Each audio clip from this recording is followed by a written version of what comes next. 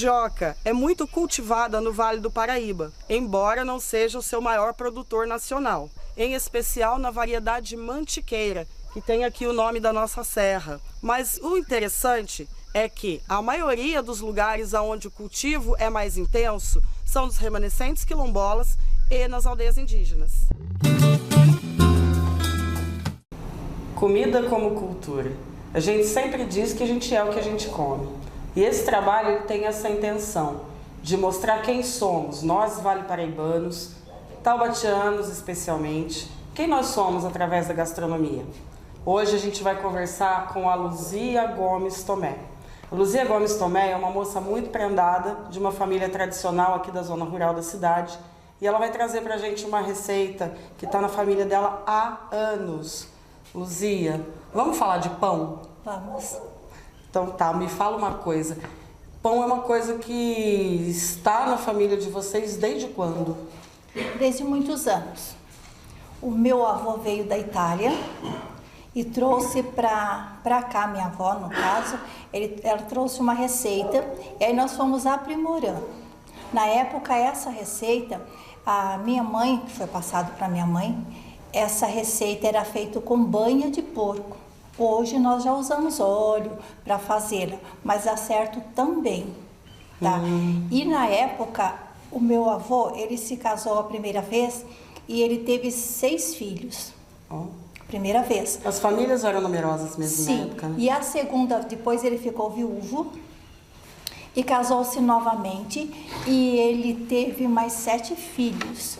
Foi onde nasceu a minha mãe. A minha mãe é do segundo casamento. E na fazenda do meu avô, os filhos, as noras, ficavam na fazenda trabalhando, tá? E tinha o café, tinha a mandioca, tinha milho, só para o consumo da família, porque a família era muito grande. Então, da mandioca, por exemplo, saía a farinha, saía o bolo, saía os pães, saía as broas, saíam tudo. E hoje a gente vai falar de mandioca. Isso. Né? E aí a minha mãe trouxe, quando ela se casou, trouxe a receita e foi passando para todos os filhos e tal. E eu gosto muito dessa parte da gastronomia e eu faço os pães sempre que posso. E me fala uma coisa, né? Como é que foi a sua infância nessa família com muitas mulheres e todas muito boas de cozinha, né? Então, a minha mãe com o meu pai tiveram 10 filhos, 8 meninas e 2 meninos, tá? E a mamãe, como os pais dela ensinaram eles fazerem de tudo, a minha mãe com o meu pai nos ensinaram também a fazer de tudo.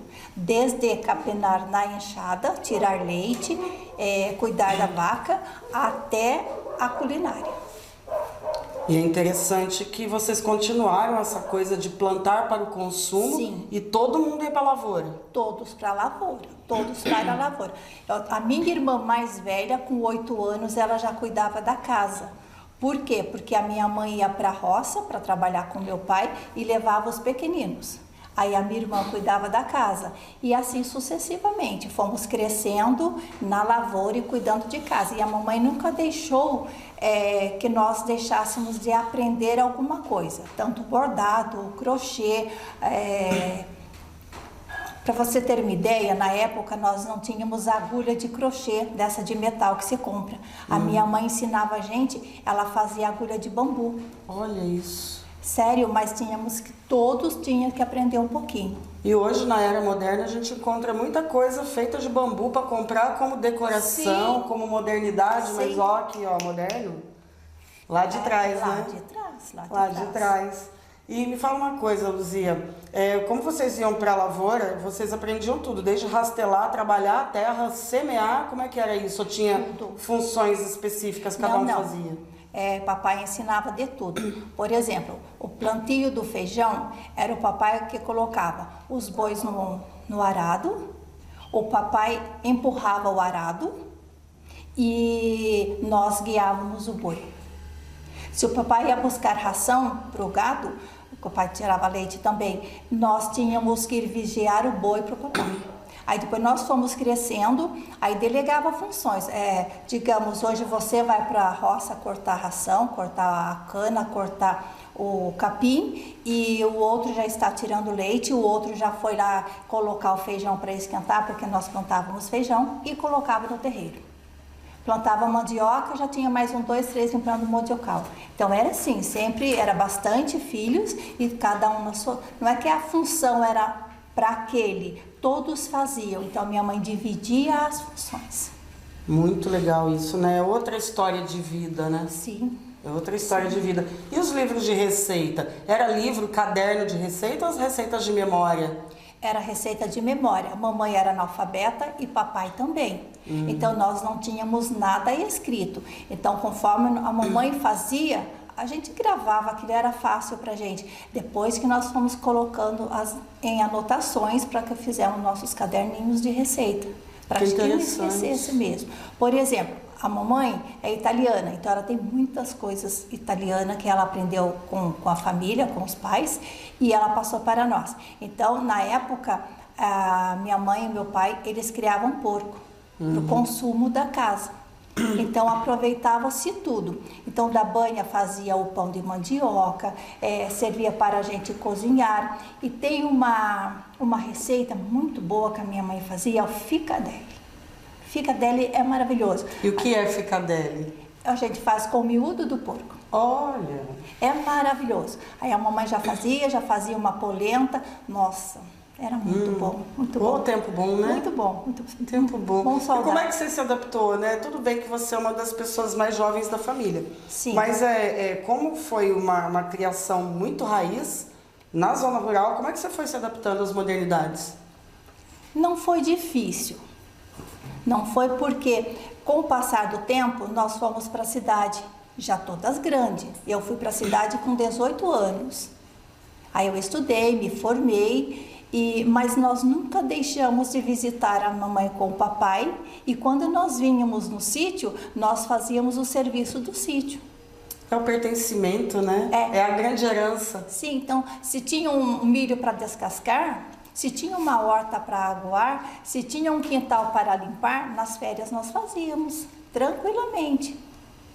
Vamos falar de mandioca? Sim. Eita, claro. coisa boa falar de mandioca. Mandioca é uma coisa que serve para tudo, né? Sim. Mamãe nos ensinou muito sobre a mandioca, desde a época da casa dos pais dela. A minha mãe, acho que nada é por acaso.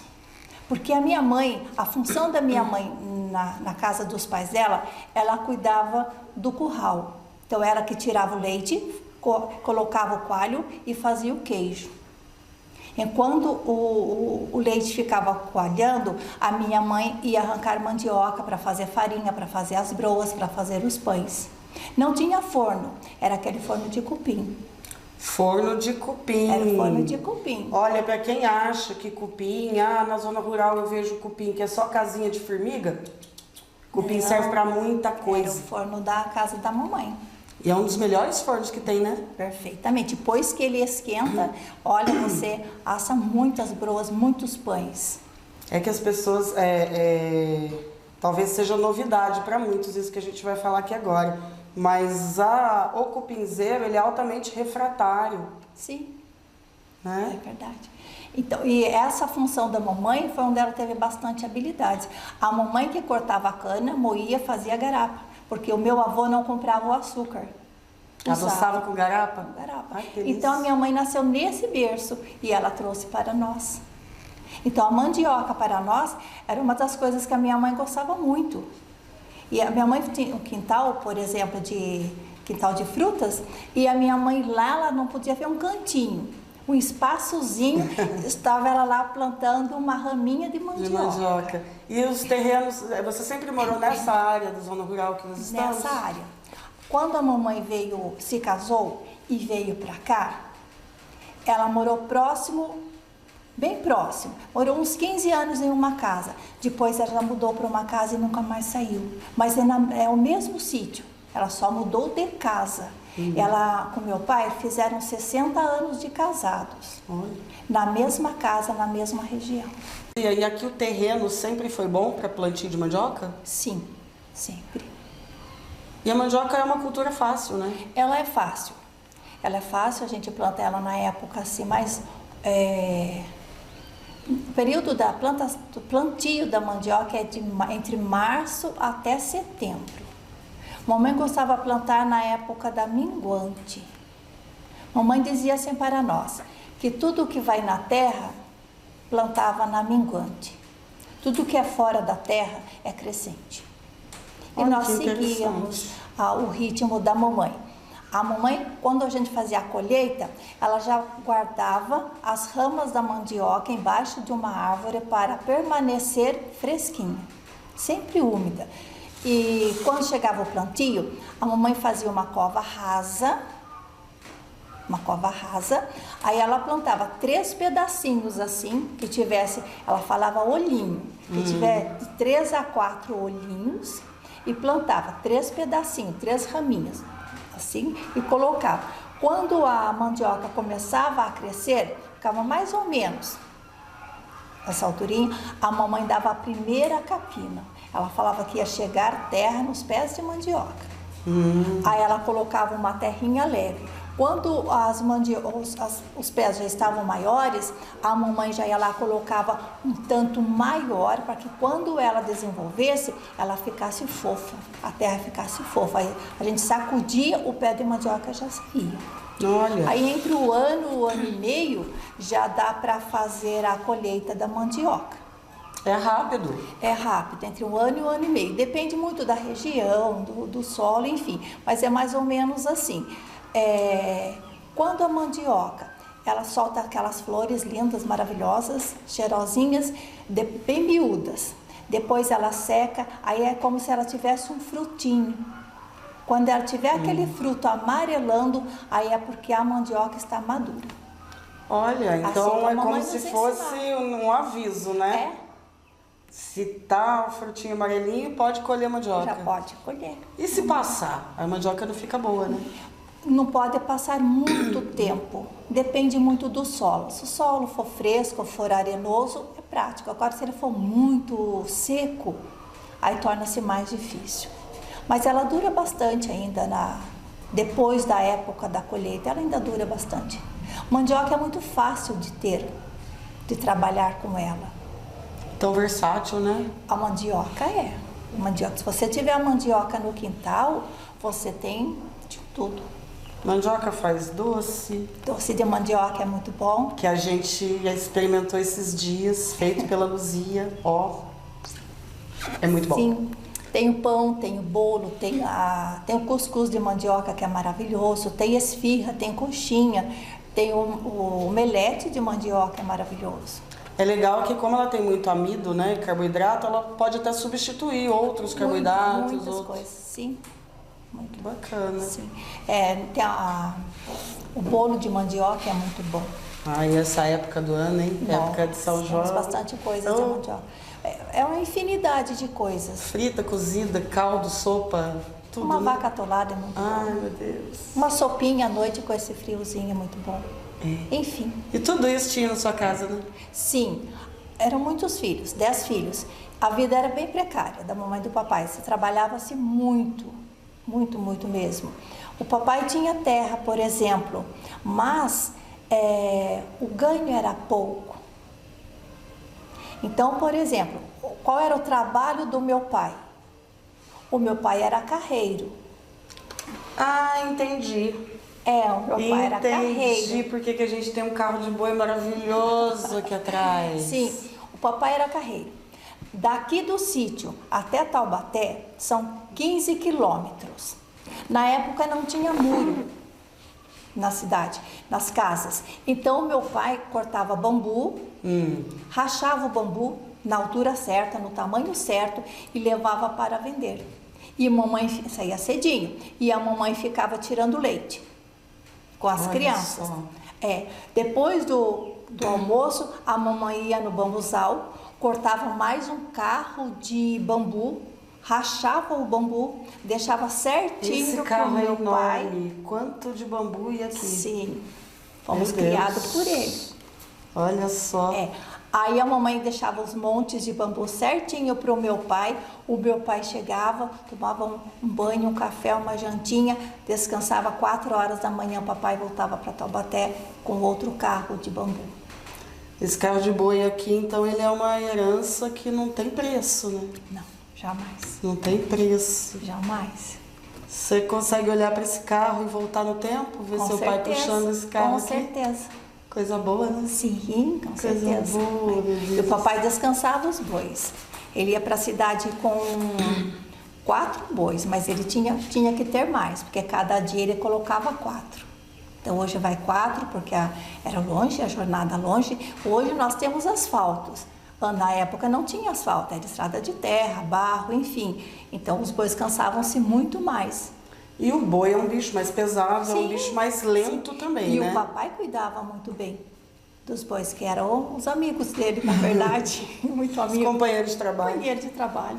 E demorava para chegar na cidade, né? Porque Sim. o boi é... Sim. O passinho do boi é mais lento. Sim, e o papai sempre teve muito zelo pelos bois. Por tudo, o papai nunca foi de bater nos bois, então era no tempo deles para chegar na cidade, era no tempo dos bois, não tinha que ser rápido, tinha que ser no tempo do boi. E chegava. Respeito, né? É outra conversa. Sim, e o meu pai levava um saco de ração picado junto com os bambus, chegava lá, dava água e ração para os bois e à tardezinha retornava para a roça. Você sabe de uma coisa, Luzia, eu fiquei aqui pensando, né? As mulheres, né, da zona rural, elas são umas mulheres fortalecidas de muitas coisas, né? Sim. Então, o trabalho, por exemplo, que é uma das coisas que mais fortalece as pessoas, não tinha esse negócio de trabalho de menino, trabalho de menina. Não. Trabalho é trabalho e ponto, né? Sim. A mamãe e o papai nos ensinaram de tudo. Então, era a época que íamos limpar o pasto, papai amolava a enxada de todas, sem exceção. Todas pegavam a sua enxadinha e ia, e cada uma trabalhava no seu ritmo. Eu tinha 12 anos, eu já ia com meu pai para a roça. Gente, agora eu vou me desafiar a ir no mandiocal buscar mandioca com a Luzia. Vamos, Será que eu então? consigo? Claro que sim. Será que eu consigo tirar a mandioca do chão? Consegue, porque a terra está fofa. Ai, que bom. Ela já Consegue, facilitou sim. pra mim, hein? Olha. Consegue, é super prático. Vamos lá? Bora, vamos lá. Bora lá. Já. Buscar a matéria-prima da nossa receita.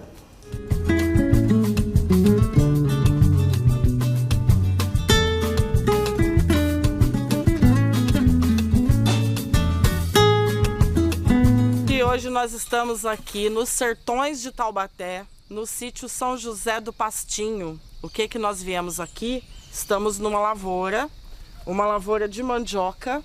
E hoje a Luzia Tomé vai ensinar pra gente uma receita ancestral da família dela à base de mandioca.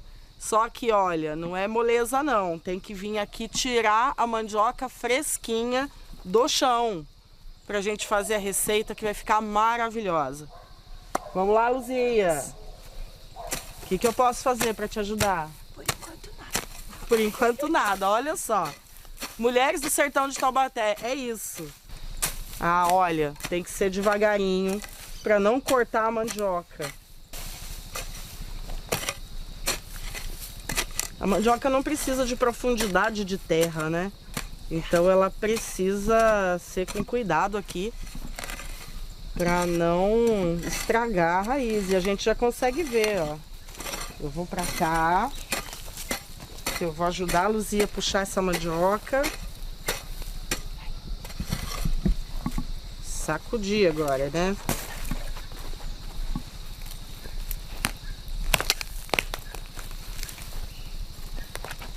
Olha, gente, a matéria-prima da nossa receita, mandioca fresquinha, tirada agora.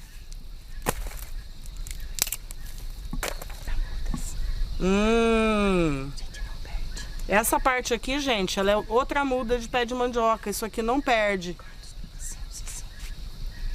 Tem aqui, olha, uns nozinhos, esses nozinhos são novas mudas. Vamos colocar do ladinho aqui. Ixi, quebrou aqui, mas tudo bem. Olha a outra aqui.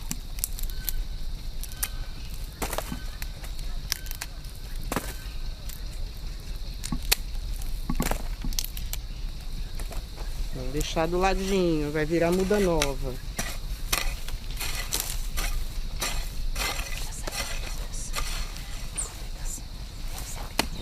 Ficou um pedacinho aqui, já tá fácil.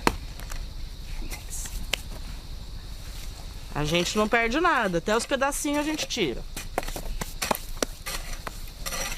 Já saíram todas. Aqui tem uma grande. Tem uma aqui ainda.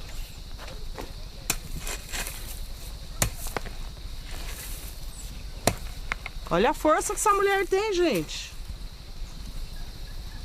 Mocinhas da cidade, presta atenção.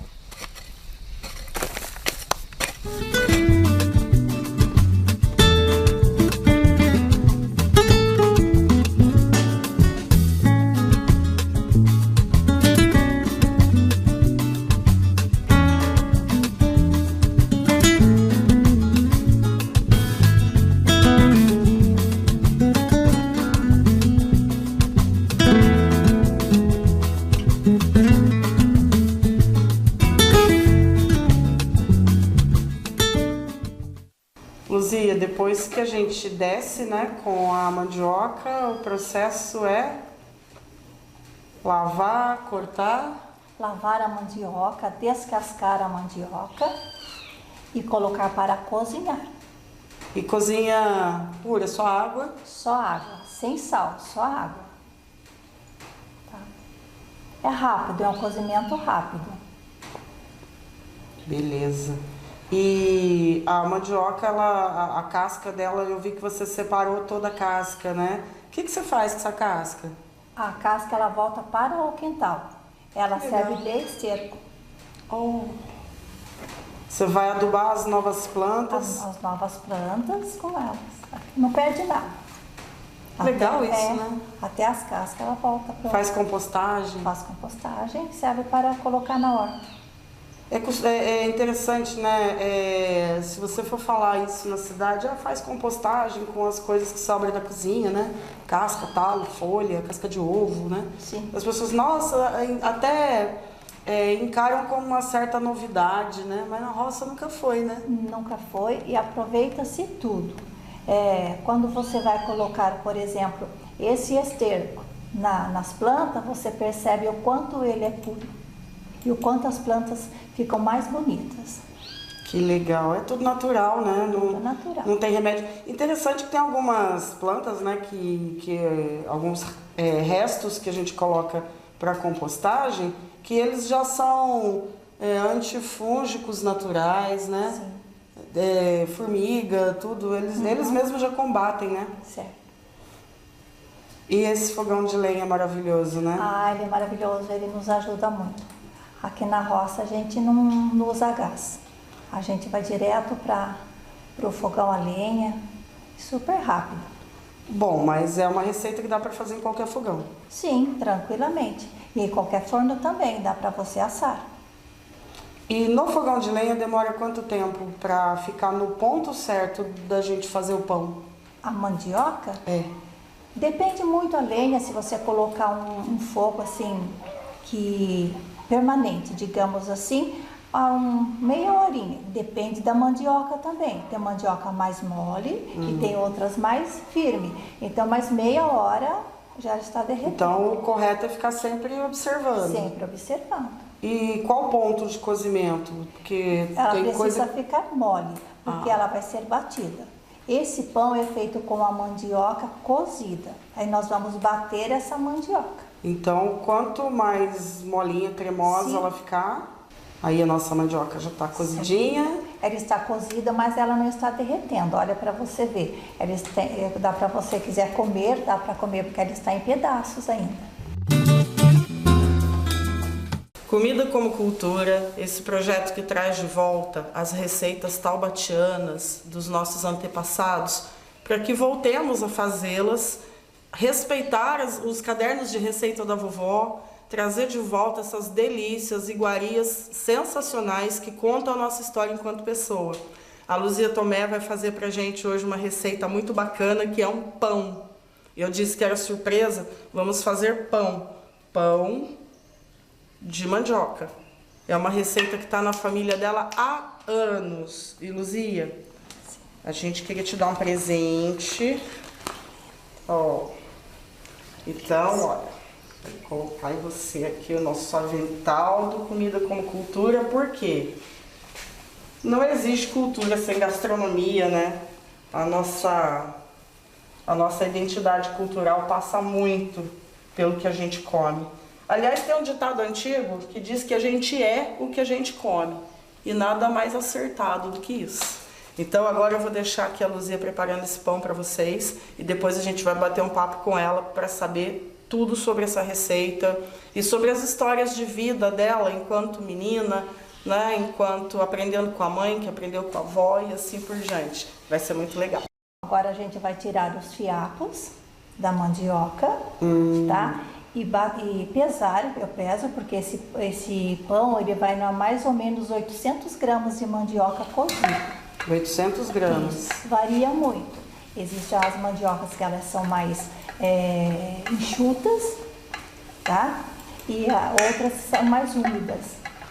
E quando nós vamos fazer o pão também, esperar a mandioca ficar esfriar, ficar bem fria mesmo, bem enxuta, porque se você colocar ela cozinhou, nós já vamos fazer com ela cozida, ela está quente, então ela ainda tem líquido, ela ainda tem água. Aí vai precisar colocar mais trigo. Ela pede mais trigo. Olha, isso é um pulo do gato para a receita, hein? Do gato. Então, de repente, na receita está lá, vamos supor, 1 quilo de trigo, você vai usar muito mais que 1 quilo de trigo. Porque ela não está só com o leite que faz, ela está com a água do cozimento ainda. Ela vai bater no liquidificador, Nós né? vamos bater no liquidificador. Aí não é bom ter o fiapo mesmo. Essa é uma mandioca amarelinha aqui do quintal. Perfeita, né? Sim. E a gente não deixa perder a qualidade da mandioca. Dentro da rama, próxima à plantação, nós temos da mesma qualidade, que a gente já sabe que é uma mandioca boa. Ótimo. E é certinho 800 gramas. Certinho 800 gramas. E o que mais vai nessa receita? A gente bate a mandioca, 800 gramas, ela já cozida e fria de preferência, tá? 4 ovos inteiros, 2 colheres de margarina ou manteiga. A minha mãe fazia com banho, tá? Eu não faço com banho, eu faço com margarina, tá bom? E 1 xícara de açúcar, 1 xícara de óleo, 10 gramas de fermento. O fermento a gente não bate junto. Olha, outro segredo. Sim, o fermento a gente não bate junto. A gente coloca o fermento separado no trigo, tá? Aí nós vamos colocar 1 xícara de leite morno. O leite também tem que tomar muito cuidado. O leite tem que estar morninho. Morninho mesmo. Não frio, não gelado. É morninho, porque se você colocar um leite quente, ele queima o fermento. Olha, outro segredo, hein? Não dá certo, tá? Outro segredo. E qual é a quantidade de leite? É 1 xícara de leite. E aí depois vai dosando conforme a massa? Sim. Ó, é mais ou menos, já dá certo essa proporção. É uma receita boa, receita já que nós trabalhamos com ela faz muitos anos. O que vai assim ficar diferente, que você vai precisar, é só dosar o trigo. Tá? Existe o trigo também. Trigo não vou falar em marcas de trigo, mas existe trigo que, por exemplo, ele é mais úmido. Se ele for mais úmido, ele precisa ser colocado mais. Tem trigo que ele é mais sequinho. E eu vi que vai muita coisa dentro do liquidificador, né? Sim. E já um pouquinho de açúcar. Já coloca um pouquinho de açúcar, depois o restante, se couber no liquidificador, pode colocar, não tem problema. No meu copo não coube tudo, mas aí você pode colocar, bater e depois você acrescenta. Uma coisa, você coloca vários ingredientes no liquidificador, mas deixa vários ingredientes para colocar depois. Sim. São os úmidos e os secos, essa separação? Sim, os úmidos primeiro, os secos separados. O seco você pode colocar direto já na bacia, naquilo que você for amassar e sovar o pão. não tem problema. O sal também é complicado você trabalhar com sal. Nunca misture o sal com o fermento. Leite quente e sal não combina com fermento. Nossa, que dica! Não combina com fermento. Olha aí. Eu coloco o fermento, você pode misturar no seco, no trigo, tá? E virar. O sal você pode bater junto com os líquidos, não tem problema. Se você quiser também, no caso eu vou fazer assim, depois que a massa já está amassada, você coloca a colherzinha de sal, que é uma pitada de sal somente, e você continua sovando, porque daí o fermento já está agindo, não tem perigo mais de perder o fermento. Olha, isso é uma dica importantíssima, porque muita gente fala, mas eu segui a receita direitinho, o pão ficou solado. Não, pode ter certeza que é o leite muito quente na hora errada e o sal também na hora errada. Fermento e o sal, o leite quente não combina com o fermento. E fala uma coisa, a gente está falando de fermento. Esse fermento é o fermento biológico? É fermento biológico seco, tá? Tem um outro também que eu particularmente não gosto de trabalhar com ele. Eu acho que eu tenho mais dificuldade porque ele tem uma durabilidade menor. E como eu faço bastante pães, eu já compro um pacote desse fermento seco, a durabilidade é maior. E o fermento instantâneo que a gente fala, a durabilidade dele é um dia só. Uma coisa que eu estou percebendo, você mexe essa massa com muita delicadeza. Sim. Toda massa ela deve ser mexida com delicadeza. Não é batida, Não, né? ela é uma massa leve, super leve, não há necessidade de mexer rápido. O que nós vamos ter que fazer depois é sovar. Aí você pode sovar ela tranquilamente, que vai. O trigo você coloca aos poucos. Não coloca muito trigo de uma vez que você pode perder, tá? Certo. O pão, ele é melindroso, digamos assim, tá? Ele é muito delicado. Coloque pouca farinha de trigo e vai colocando aos poucos. De acordo com a necessidade, você coloca mais. E como é que você sente a necessidade do mais ou quando ficou bom, já está no ponto certo da massa? Olha, de verdade, pão, ele passa a ser nosso amigo. De verdade. É o tato. É tato, pão é tato, pão é intimidade.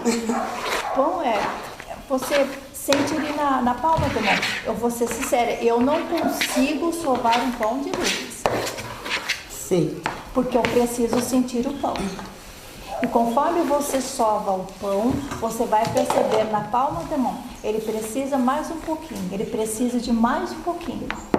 Ele tem que ter uma elasticidade? Sim, e a leveza, tá? Você não pode perder a leveza do pão, ou a leveza da massa. Olha, Luzia, eu tenho aqui uma crença, né? Eu acredito que o pão, né? A gente aprende desde que nasce que o pão é um dos alimentos sagrados, né? Pão é um alimento sagrado.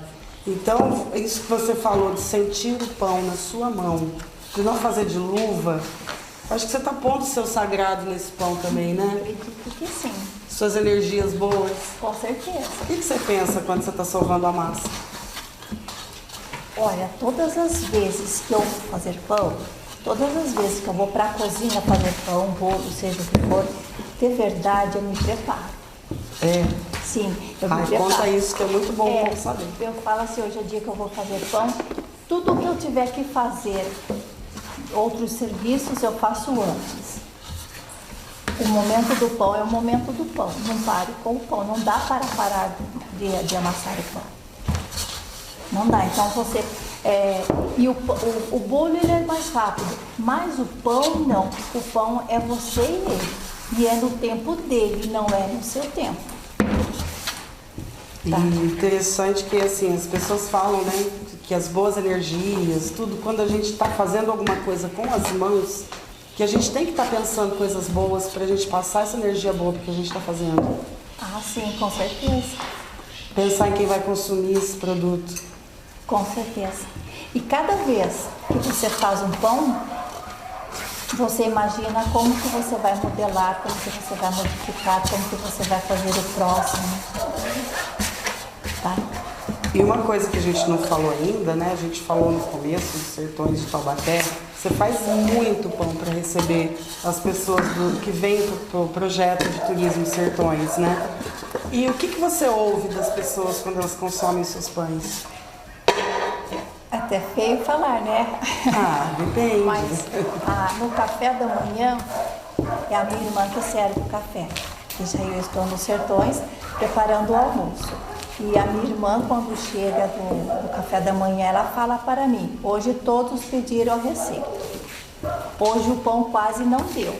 Ai, que tudo de Sério? bom isso. A próxima vez você aumenta a quantidade do pão, porque, olha, quase não deu, tá? Sobrou hoje uma fatia de pão. Então, aí na próxima viagem, nós já sabemos que tem que aumentar os pães. E é muito legal esse feedback, né? Até porque esses pães não vai achar na padaria. Não, e quando o pessoal chega nos Sertões, aí eles vêm me perguntar: tem pão para vender? Hoje tem pão? Onde que eu acho pão? E nos Sertões é uma diversidade enorme de pães, né? Eu já estive aqui, eu já vi que faz pão de tudo. Sim. Aqui nós fazemos bastante pães. Nós temos o pão de mandioca, o pão de milho, o pão de cebola, tá? O pão de mandioquinha, o pão de ora pronobis. É uma diversidade. Estou falando dessa parte, mas nós temos os pães doces daí, né? Que são as roscas que nós fazemos, as tranças, mas e a baba de coco, né? Que é um dos meus preferidos. Também gosto. E o pão de cebola que eu gosto muito também. É. Mas esse pão de mandioca tá bonito, hein? Olha a massa, tá Agora fofa. é hora de sovar, tá? Agora nós temos que sovar essa massa até ela desgrudar da mão. Ela vai ficar em ponto de véu, ela vai ficar fininha. Você pode abrir a massa que ela não rasga. E eu vi que ela vai ficando lisa, né? Ela vai ficando lisa, tá? E parece que não tá pesada mesmo. Dá pra ver que você manuseia ela com facilidade. Sim. Esse aí que eu digo pra você que é o pulo do gato. Você fica tão íntimo do pão que você sabe na palma da mão se ele precisa de mais um pouquinho de trigo ou não. E agora a gente vai para a primeira fermentação? Agora a primeira fermentação. Eu gosto de colocar em cima do fogão, nós já temos uma grade que eu coloco. Eu coloco em um paninho em cima para que ele possa crescer.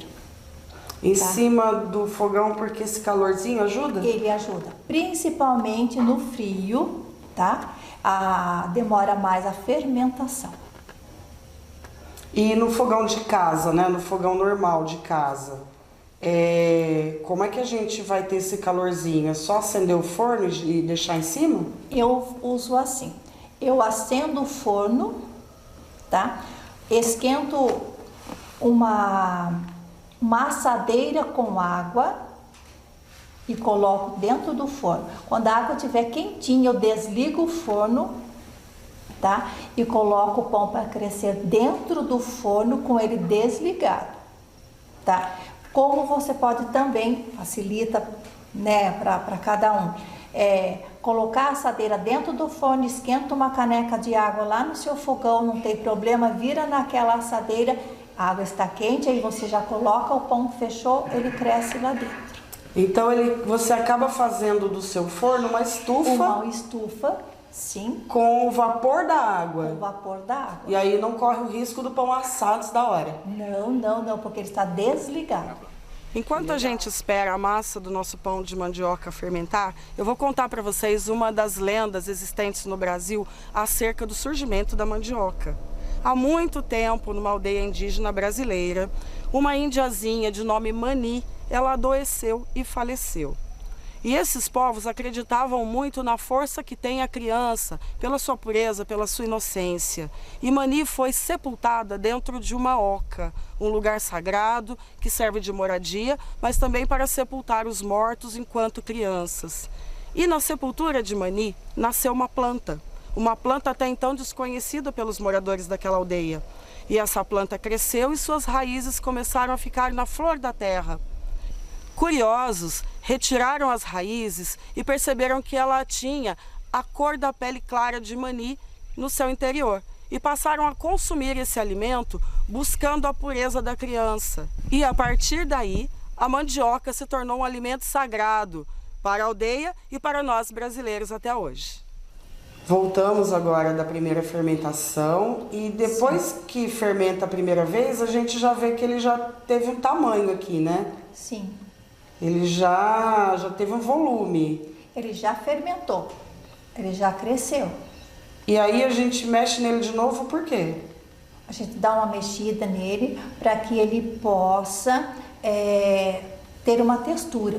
Depois ele modelado, aí ele não vai fermentar, ele vai descansar. Ele descansa um pouquinho e tem que tomar bastante cuidado, porque a fermentação, ela tem um limite. Se ela passar do limite, ela não fermenta mais. Quando você colocar o pão no forno, ele abaixa.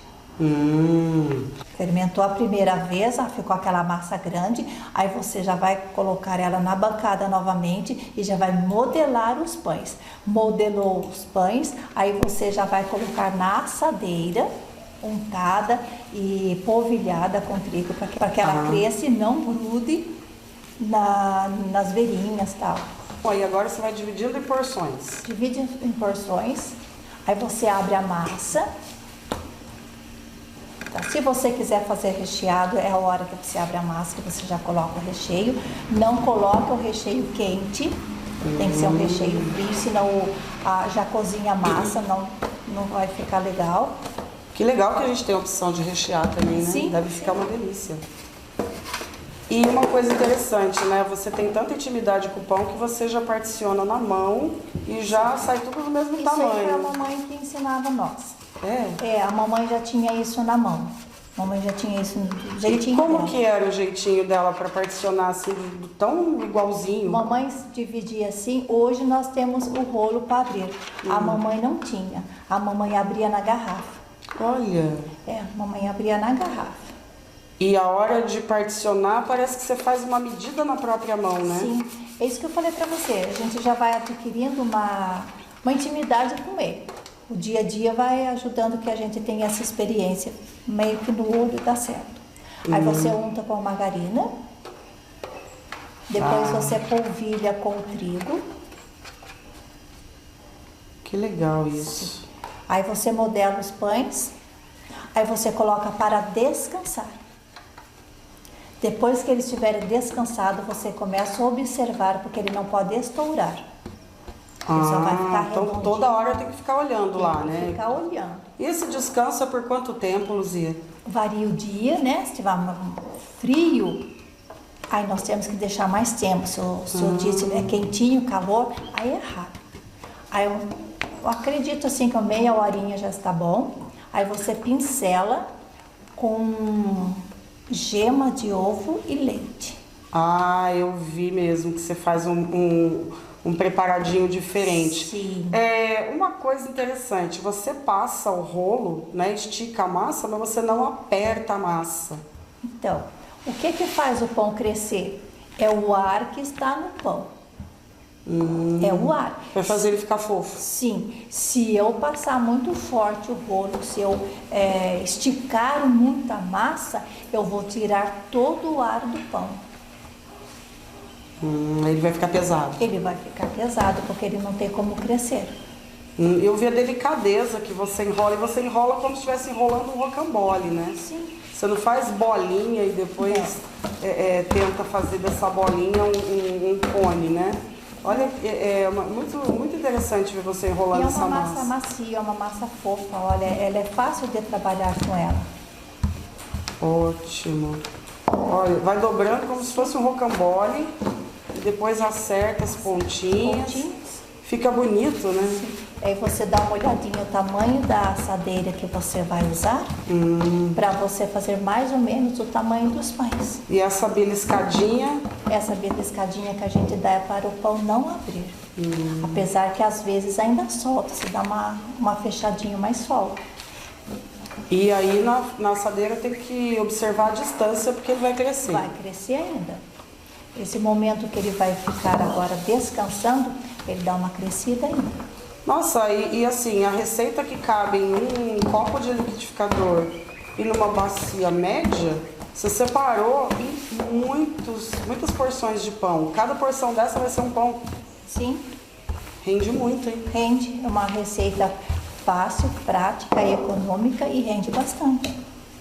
Olha só, às vezes as pessoas podem pensar que mas são muitos processos, muitos procedimentos, vai demorar para fazer essa massa. Eu acho que pelo tanto de pão que sai depois, é muito rápido. É rápido. E o pão, ele é seu amigo. Você colocou ele lá, amassou o pão, colocou ele para crescer, você vai fazendo outra coisa de olho no pão. Sim. Tá sempre de olho ali. Que interessante.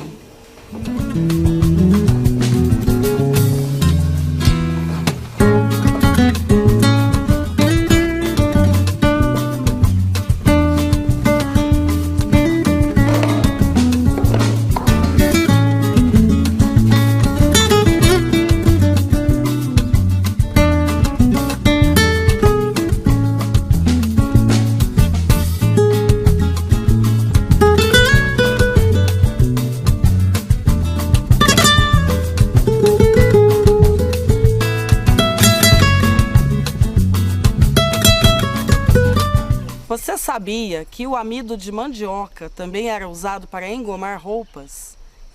Tem gente que conhece com amido de milho, mas o amido de mandioca também era usado para isso. Os homens andavam garbosos com aqueles colarinhos em pé e as moças com as saias rodadas, bem engomadas. E era simples de fazer. Era só coar em pano bem limpo e bem fino aquele caldinho branco da mandioca, né? Quando deixa de molho fica aquela aguinha branca, e passar, borrifar na roupa, passar com um paninho e passar o ferro quente em cima. O amido deixava a roupa em pezinha, bonitinha, e olha, era sinal de zelo. Era quando você passava e olhava, que moça bonita, que rapaz garboso, eles sempre ostentavam as roupas engomadas com amido de mandioca. Bom, as assadeiras prontas, sim, né? Aí agora vamos partir para a pincelada, né? Agora nós vamos pincelar. Tá.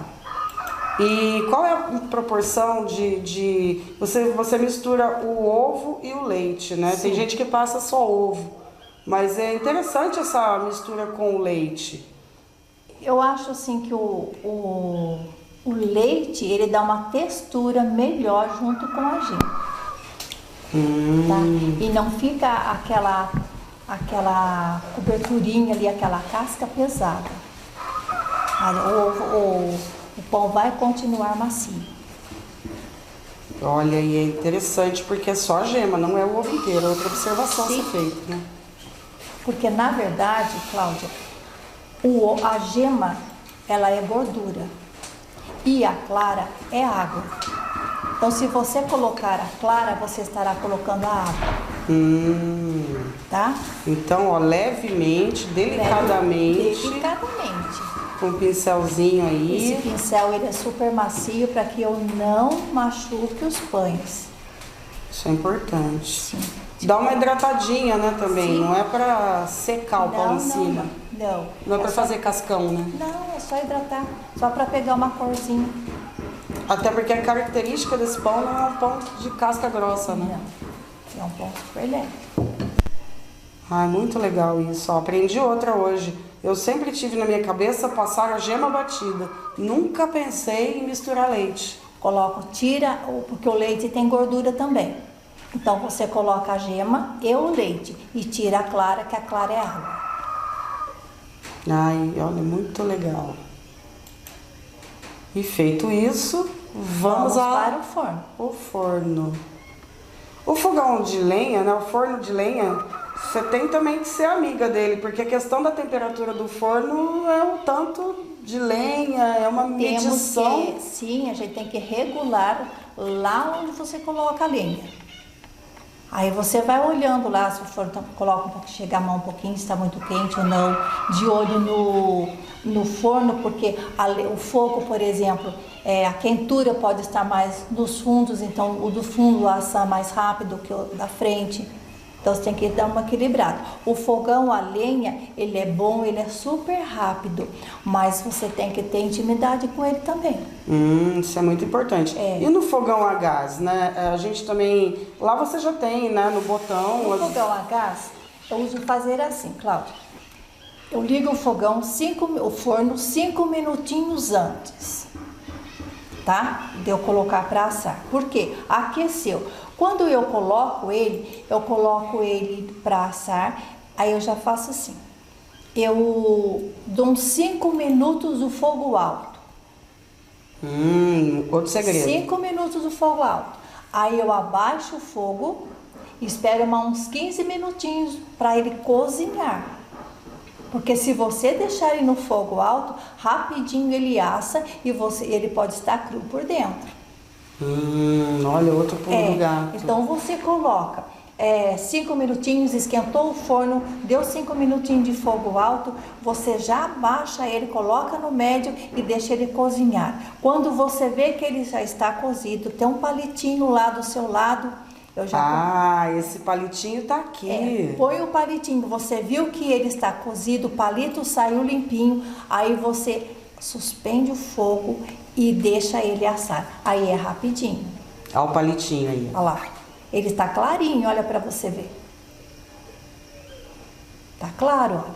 Agora você pode colocar mais fogo aí, que o forno pode ficar quentão, que assa em 5 minutos. Ótimo. Mas está cozido. E nesse tempo do palitinho, a gente percebeu ali que o pão tá grande, tá bonito, o fermento já fez a parte dele. Já fez a parte dele. Olha agora. Aumentou o fogo, já está assado. Que lindo. E fica num dourado, não? Fica. E o cheirinho? Muito bom, muito bom.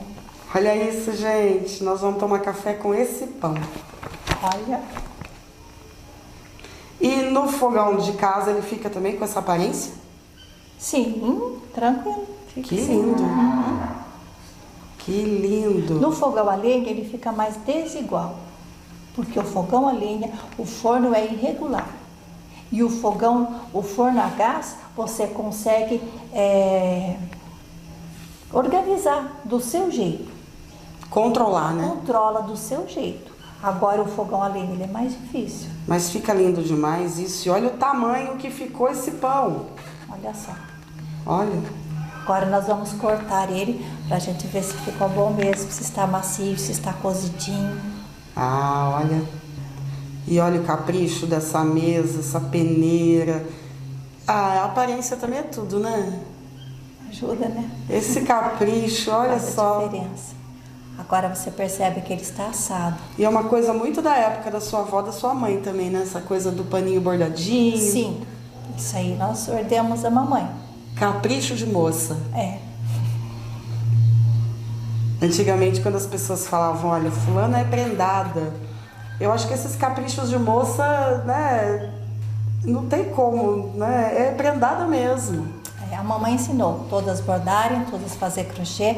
A primeira irmã minha que se casou, a minha irmã mais velha, ela fez todo o enxoval dela bordado. À mão, ela bordava à noite, não tinha energia, era só lamparina. Um desafio aí para quem está em casa, né? Sim. Assistindo essa receita. Não dá mais vontade de comer quando ele é servido assim, né? Com esse capricho. Parece que é mais apetitoso. Né? Parece que fica mais gostoso. E acho que fica, né? Porque a gente come com os olhos primeiro. Com certeza. Olha que delícia, gente. Ó, pra você ver que eu gosto de pegar com a mão mesmo, porque parece que é mais fácil, é prático. E não quebra, né? Embora não seja quebra. fofo. Super fofo.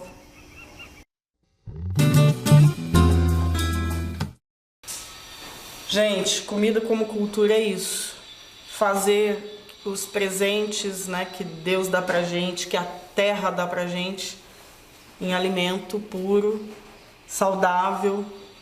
E é isso que a Luzia trouxe pra gente hoje, né, Luzia? Esse pão, vocês acompanharam como ele foi feito, ele não tem nenhum aditivo químico, ele é 100% saudável, feito com mandioca e é o que alimentou as crianças, né, da família da Luzia uma vida inteira, né? E a gente trouxe para vocês, para que vocês possam replicar essa receita. É simples, não tem segredo, pode ser feito em qualquer casa, em qualquer cozinha. A Luzia tem um fogão a lenha, mas essa receita pode ser feita no fogão de casa normal. E é isso, né? É a nossa cultura através da comida. é comida como cultura. E olha como fica fofinho, né? Olha. Bonito, cheiroso e gostoso.